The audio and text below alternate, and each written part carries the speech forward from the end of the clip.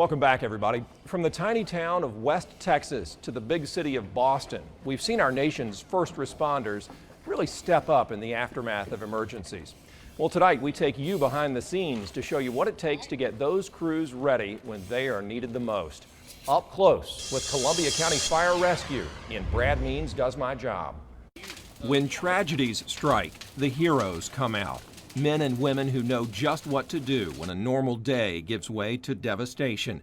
They are our first responders, and the reason they can handle it here is because they learn to handle it here. Who's your two on the nozzle? Preston. Two on rescue? Myself and John Boyd. Okay.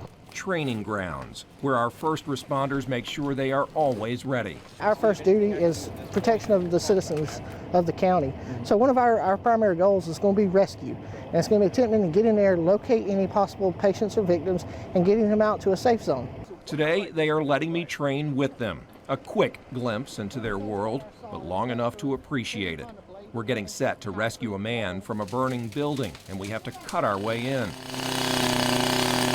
Whatever we need to get through, we can access it with this saw. This is in case a door is locked. In case the door is locked, debris has fallen down and we can't get past it through normal means. Their gear is very heavy. Remember that the next time you see them moving, racing against time to save lives. Soon we have a way in.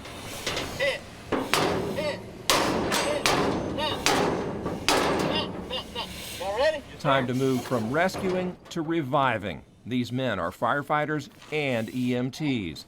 It means that I'm able and certified through the state and nationally to assist with medical needs for all fire and EMS calls. Jimmy! Talk to his brother. This may only be a drill, but when you're looking at a firefighter on the ground, in distress, with his eyes closed, it doesn't feel fake. You learn through your training, through fire and EMS, to control your emotions. There's a lot of calls that you'll go on that adrenaline is kicking. You don't feel the stress or the emotion of it until after the call. The only duty left on this day is to put out the fire.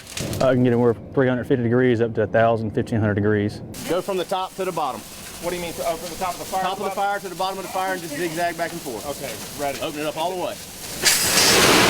You try not to tackle any task alone. Hopefully there's a person on the nozzle and there's somebody behind that person. Why is that? Just to help control the water flow and the pressure that comes off of it when there's water coming out of it. So, the fire is out, the victim treated, and the scene safe.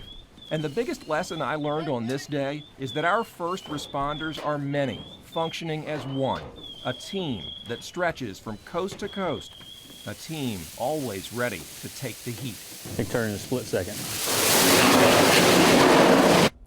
You should also feel a lot better knowing that the good folks at Fire Rescue there have access to the plans of big plants and industry in this area, so that if something happens, they know just where to go and just what to do inside of those structures.